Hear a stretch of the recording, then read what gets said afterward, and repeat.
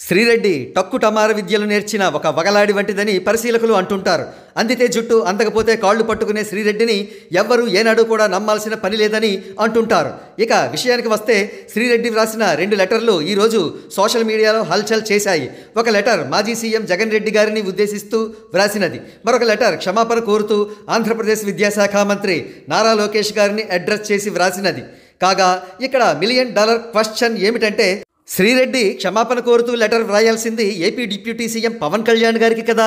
ఎందుకంటే శ్రీరెడ్డి తిట్టిన తిట్లలో 80% పవన్ కళ్యాణ్ గారిని, వారి కుటుంబ సభ్యులను ఉద్దేశించినవి. కేవలం 20% మాత్రమే టీడీపీ నాయకులను ఉద్దేశించినవి.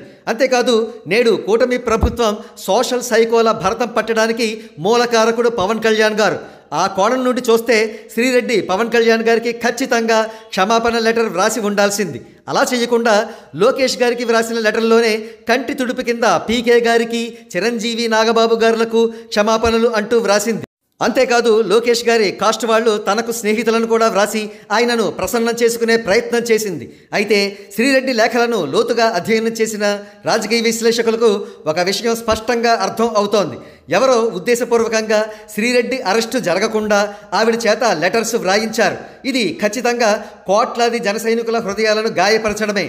ముందుగా వైసీపీకి ఖటీఫ్ లెటర్ వ్రాయించి శ్రీరెడ్డి చేత పవన్ కళ్యాణ్ గారికి లెటర్ వ్రాయించకుండా ఇతరులకు వ్రాయించారు. ఒకవేళ భవిష్యత్తులో పవన్ కళ్యాణ్ గారికి యాంటీగా ఎవరైనా శ్రీరెడ్డిని ఉపయోగించుకునే వ్యూహమో ఏమిటో అర్థం కావడం లేదు. దురదృష్టవశాత్తు జనసేన లాయలిస్టులైన మీడియా హౌసెస్ కూడా ఈ కోణంలో విశ్లేషణలు చేయలేదు. ఏది ఏమైనా శ్రీరెడ్డిని తక్షణమే పోలీసులు అరెస్టు చేస్తే ఈ అనుమానాలు, అపోహలు అన్నీ తొలగిపోతాయి.